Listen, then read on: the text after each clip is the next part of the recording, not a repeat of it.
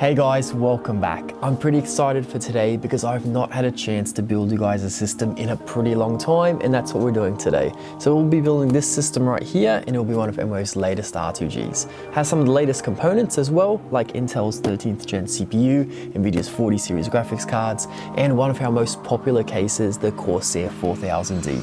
Let's jump into it. At the foundation of our PC from Gigabyte, we have the Z790 UDAX motherboard. So it's the latest chipset available, which supports the latest components, just like our CPU over here.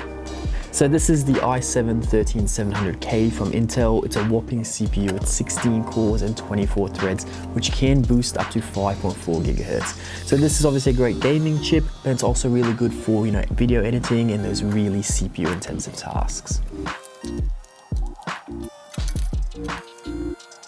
For our memory over here, we have 32 gigabytes of Corsair Vengeance DDR5 memory. So these can actually reach speeds of up to 5,600 megatransfers per second. And the last thing for us to prep in our motherboard is of course some storage. So we have a Samsung 970 EVO Plus. So this is an M.2 NVMe SSD, which is going to give us some really nice load speeds for our game, editing, everything we need to do with this PC. Now it is time to prep our case before we install the motherboard. I did say this is one of our most popular cases. This is a Corsair 4000D. I believe the main reason, it's got a really generous supply of airflow from the front intake here. They've got a lot of cable management room, which makes life really easy, and this was one of those tedious things to deal with, and plenty of room inside for those beefier components as well.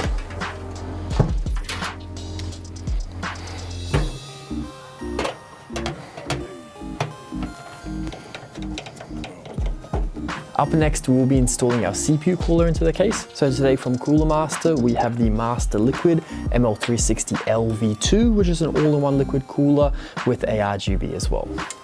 For the installation, we're going to have our radiator here at the front of the case. It's going to be in a push configuration. So we're going to be installing our fans on this side, and then position the fans at the front, and it'll get the airflow going straight through the case.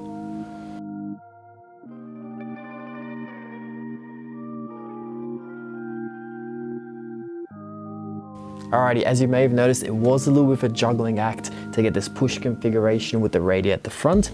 However, since we do have such an open front design on this case, having that ARGB from the 3 fans glowing through it, it's really going to be worth it. So you do your best. However, there is different configurations you can do if you're not following exactly the same way at home. Up next, we'll be attaching our back plate here. That's going to sit at the back of the motherboard, and we'll connect the water block onto our CPU to actually keep things cool. Now we do have these 2 fans over here. Now these do need to go back. However, I'm going to leave them till the end just to give us a little bit more room to get in there and get it done properly.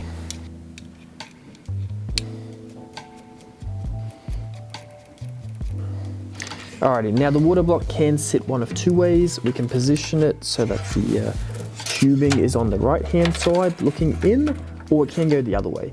Today we're going to go from the right hand side for 2 main reasons. One, these cables are closer to the top here, making cable management a little bit nicer, and we also don't want to block the design here on the water block, because we actually have a different cap here with Mwave on it. It's going to look a lot nicer. We don't want to be hiding that one.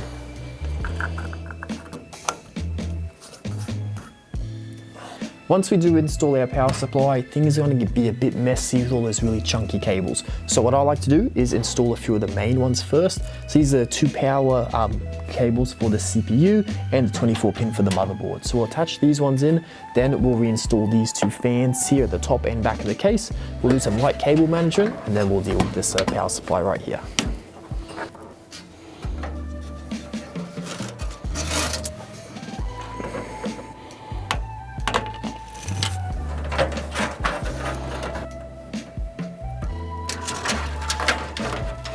So we will be doing most of our cable management right now. So we're going to start with the front panel I/O. We'll connect all of these into our motherboard, and then we'll do the fans, the ARGB cables, get them nice and sorted. And then there's not too much more to do. Power supply, graphics card, we're almost finished. So for the 3 fans at the front here on our radiator, as they are cooling technically the CPU. We're going to be using this ARGB controller so that all 3 fans can connect into the CPU fan header and get that nice speed, keep it all exactly the same.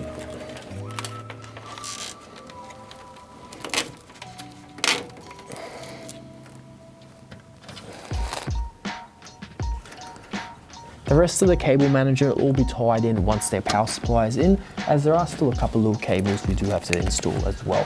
So what we have powering our system is a EVGA SuperNOVA 850GA. So this is an 850 watt power supply with an 80 plus gold standard rating. That's going to be more than enough to power our whole system, including our graphics card once we install that one as well.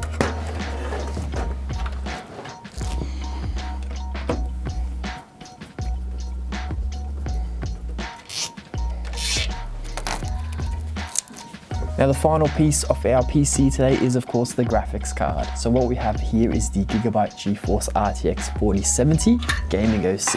It's a 12 gigabyte video card.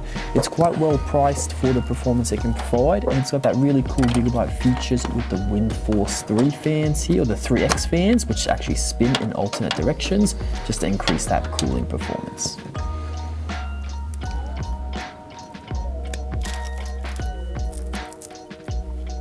And we're done. So this here is the Mwave Spectre Gaming PC, one of our newest R2Gs to hit the shelf and is now available. If you want to find out more about this PC, any other components that we've used, or want to check out the whole range of R2Gs available, check out the links down below and you can find out exactly what you're looking for. Thank you so much for watching, and as always, I will catch you next time.